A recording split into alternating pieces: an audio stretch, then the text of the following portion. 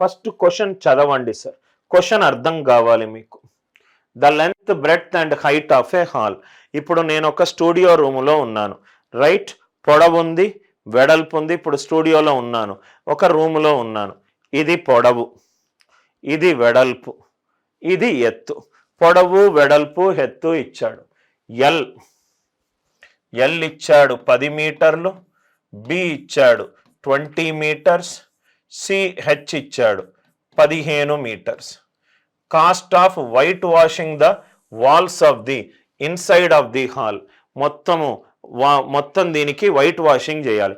ఇటువైపు white washing చేయాలి, అటువైపు వైట్ వాషింగ్ చేయాలి, ఇటువైపు వైట్ వాషింగ్ చేయాలి, ఇటువైపు కూడా వైట్ వాషింగ్ చెయ్యాలి.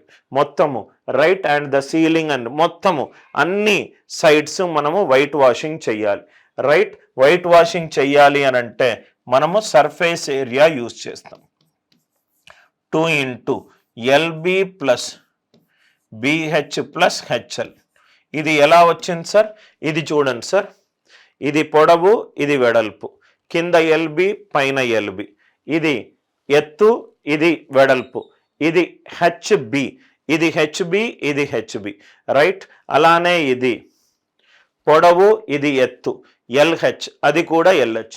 టోటల్ సర్ఫేస్ ఏరియా అవుతే రైట్, ఇది లాటరల్ సర్ఫేస్ ఏరియా అవుతే, లాటరల్ అంటే పైన కింద తీసుకోకూడదు, పైన కింద తీసుకోకూడదు. కింద అంటే ఎల్, ఇది బి, ఎల్బి, పైన కూడా ఎల్బి, అది తీసుకోకూడదు. అంటే 2LB తీసుకోకుంటే 2 into BH plus HL, H common తీస్తే 2H into L plus B, 2H into L plus B.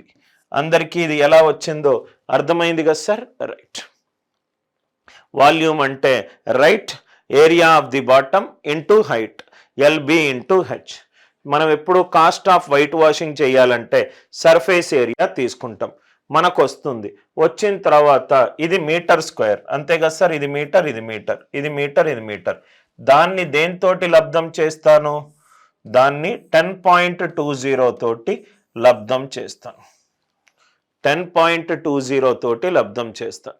ఇక్కడ చూడండి సార్, ఏదైతే వాల్యూ సబ్స్టిట్యూట్ చేసుకొని మల్టిప్లికేషన్ చేసుకొని ఆన్సర్ వచ్చిన దాన్ని 10.20 తోటి మల్టిప్లై చేస్తాను. ప్రధాన సంఖ్య యొక్క లాజిక్, ప్రధాన సంఖ్య యొక్క లాజిక్ ఏంటి సార్? ఆ లాజిక్ 10.2 అనేది 17 into 3 into 0.2, 17 into 3 into 2/10. In fact 17 into 3 into 2/10. Are you all with me? Answer దేనితోటి డివైడ్ కావాలి?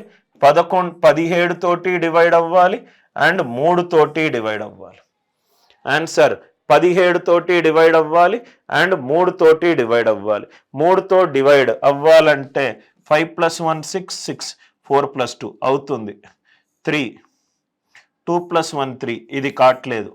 3 3 9, ఇది కాట్లేదు. ఆన్సర్ ఈ రెండిట్లో ఏదో ఒకటి. ఆర్ యు ఆల్ విత్ మీ? ఈ రెండిట్లో ఏదో ఒకటి. ఆన్సర్ 3 తోటి డివైడ్ అవ్వాలి. ప్రధాన సంఖ్య లాజిక్ 17 తోటి డివైడ్ అవ్వాలి. 17 డివిజిబిలిటీ రూల్ ఫర్ 17. 17 యొక్క భాజనీయత సూత్రం, 17 యొక్క భాజనీయత సూత్రము. ఏబి అనేది ప్రధాన సంఖ్య అనుకోండి, ఇది లాజిక్ సార్. 0 అయినా కావాలి, లేకుంటే ఆ నంబర్ అయినా కావాలి, ఆర్ ఆ నంబర్ యొక్క గుణిజమైనా కావాలి. ఏదైనా ప్రధాన సంఖ్యకు భాజనీయత సూత్రం కనుక్కోవడానికి యూజ్ చేసే ప్రిన్సిపల్ ఇది. 2 డిజిట్స్ ప్రధాన సంఖ్య ఉంటే యూనిట్ డిజిట్ తీసుకోండి. ఏదైనా సహజ సంఖ్యతోటి లబ్ధం చేయండి. మిగతా నంబర్ నుంచి తీసేయొచ్చు, లేకుంటే యాడ్ చేయొచ్చు, తీసేయొచ్చు, లేకుంటే యాడ్ చేయొచ్చు. మనకు ఆన్సర్ 0 అయినా రావాలి, ఏబి అయినా రావాలి, ఆర్ ఏబి యొక్క గుణిజం అయినా రావాలి. అంటే ఇక్కడ 17 తీసుకుంటే 7 into 5 - 1, ఇది 34. 34 17 రెండ్ల 34 17 రెండ్ల. ఆర్ యు ఆల్ విత్ మీ? ఇక్కడ చూడండి సార్, ఏదైనా ప్రధాన సంఖ్యకు మీరు ఈజీగా అవగొట్టచ్చు. 19 యూనిట్ డిజిట్ తీసుకోండి, ఏ నంబర్ తోటి మల్టిప్లై చేసి మిగతాది యాడ్ చేస్తే ఏబి అయినా రావాలి, 0 అయినా రావాలి, ఆర్ 19 యొక్క గుణిజం రావాలి. 19లో 9 తీసుకున్నా, 9 రెండ్ల 18 ప్లస్ 1 అంటే 19 యొక్క భాజనీయత సూత్రం ఏంటి? యూనిట్ డిజిట్ తీసుకున్నా, డబల్ చేసా, మిగతాది యాడ్ చేసా. అట్లా మీరు ఏదైనా కనుక్కోవచ్చు. 23 యూనిట్ డిజిట్ తీసుకోండి, 3ని ఏ నంబర్ తోటి యాడ్ చేసి మిగతాది యాడ్ చేస్తే సేమ్ నంబర్ 3 ఏళ్ళ 21 ప్లస్ 2 23 అంటే 23 యొక్క భాజనీయత సూత్రం ఏంటి?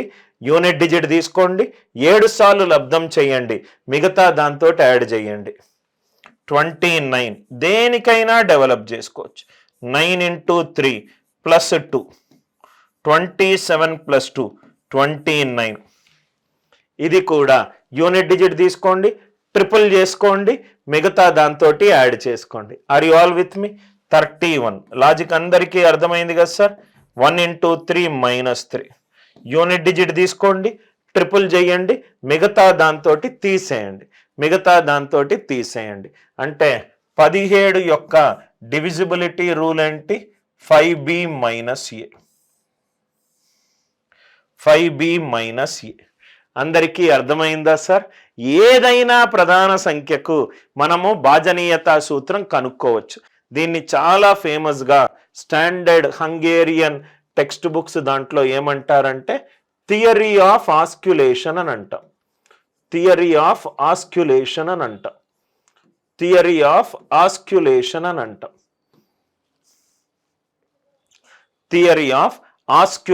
అని అంటాం. ఆర్ యు ఆల్ విత్ మీ? ఏదైనా 19కైనా 23కైనా 29కైనా 31 అట్లా ఏదైనా ప్రధాన సంఖ్యకు మనము సొంతంగా భాజనీయత సూత్రం కనుక్కోవచ్చు. సో 17 యొక్క భాజనీయత సూత్రం ఏంటి? యూనిట్ డిజిట్ తీసుకోండి, 5 తోటి లబ్ధం చేయండి, మిగతా దాని నుంచి తీసేయండి. అంటే నాకు second option 11,220.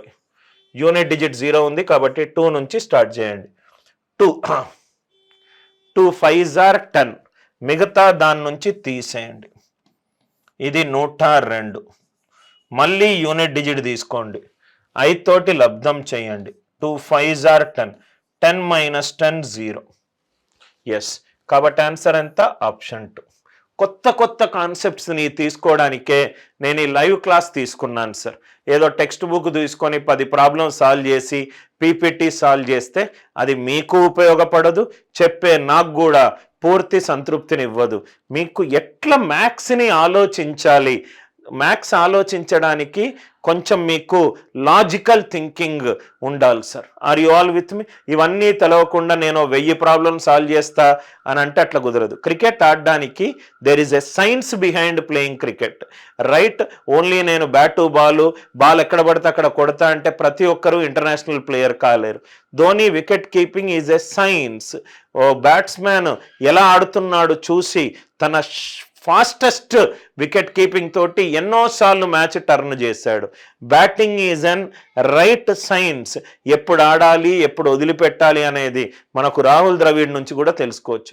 It's on the games, any game is an right skill of temperament, patience, watchfulness, right? Maths కూడా అలాంటిదే సార్. 17 యొక్క భాజనీయత సూత్రం అందరికీ అర్థమైందనుకుంటా. మిగతా భాజనీయత సూత్రాలు జస్ట్ నేను శాంపుల్ కోసం, ఎల్ఎస్ఏ అంటే ఏంటి, పైన కింద తీసేస్తే రైట్ మనకు ఉపరితల వైశాల్యం వస్తుంది. సంపూర్ణతలు అంటే 2, అన్ని ఫేసులు చూసుకోవాలి. వాల్యూమ్ అంటే దీంట్లో ఎంత నీళ్లు నింపుతాము అది, రైట్? ఆన్సర్ అనేది వచ్చిన వాల్యూకి 10.2 లబ్ధం చేస్తాను. 10.2 అనేది దాంట్లో 17 అనే ప్రధాన సంఖ్య దాగుంది కాబట్టి ఆన్సర్ 17 తోటి, మరియు 3 అనే ప్రధాన సంఖ్య దాగుంది, 3 తోటి డివైడ్ అవ్వాలి. ఆ ఆన్సర్ ఆప్షన్స్ నుంచి తీసేసాను. Total surface area, total surface area అడుగుతున్నాడు. టోటల్ సర్ఫేస్ ఏరియా నేను అన్నాను మీకు సర్ఫేస్ ఏరియాలు మనకి ఇక్కడ ఒక పాయింట్ రాశాను. ఎక్కడ సార్? 11 యొక్క డివిజిబిలిటీ రూల్ మనకు స్పియర్లో సర్ఫేస్ ఏరియాలు అడిగినా ఘన పరిమాణాలు అడిగినా బాగా ఉపయోగపడుతుందన్నాను. దాని మీద example total surface area. Sphere గోళం యొక్క టోటల్ సర్ఫేస్ ఏరియా ఏంటి? 4πr². వీటన్నిటికీ ఆన్సర్లో న్యూమరికల్ వాల్యూలు ఉన్నాయి అని అంటే పై వాల్యూ 22/7 తీసుకున్నాడని. ఇక్కడ చూడండి సార్, పై ఇంటూ 4r అంటే 2r². 2r మనకు వ్యాసమే ఇచ్చాడు. అంటే ఎంత ఇచ్చాడు? పై అంటే 22/7 ఇంటూ 63² ఇంటూ 63². నవ్వు ఇక్కడ చూడండి సార్, ఇక్కడ 7 1s are 7 9s are 7 1s are 7 9s are 22లో 11 అనే ప్రధాన సంఖ్య దాగుంది. 11 అనే ప్రధాన సంఖ్య దాగుంది. సో మళ్ళీ 2 9s are 18 8 8 3s are 24. Answer right most non zero digit 4 ఉండాలి. అందరికీ లాజిక్ అర్థమైందా సార్? 7 9ల 63, 2 9ల 18, 8 3ల 24. ఆన్సర్ రైట్ మోస్ట్ 4 ఉండాలి. 22లో 11 అనే ప్రధాన సంఖ్య ఉంది. ఆన్సర్లో 4 తోటి ఎండ్ అవ్వాలి, ప్లస్ 4 తోటి ఎండ్ అవ్వాలి, రైట్ మోస్ట్ 4 ఉండాలి. అంటే ఇది పోయింది, ఇది పోయింది.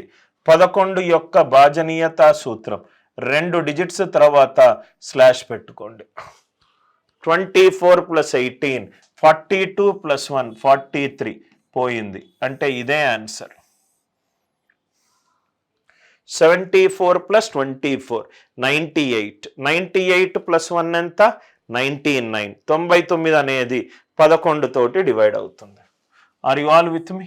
ఆర్ ఇది 3 తోటి డివైడ్ కావట్లేదు. 63లో 3 అనే ప్రధాన సంఖ్య ఉంది. ఆన్సర్ 3 తోటి డివైడ్ అవ్వాలి. 3 తోటి డివైడ్ అవ్వాలంటే ఆ సంఖ్యలో ఉన్న అంకెల మొత్తము 3 తోటి డివైడ్ అవ్వాలి. 4 + 2 6, 8 + 1 9, 1 మిగిలింది, అది కాదు.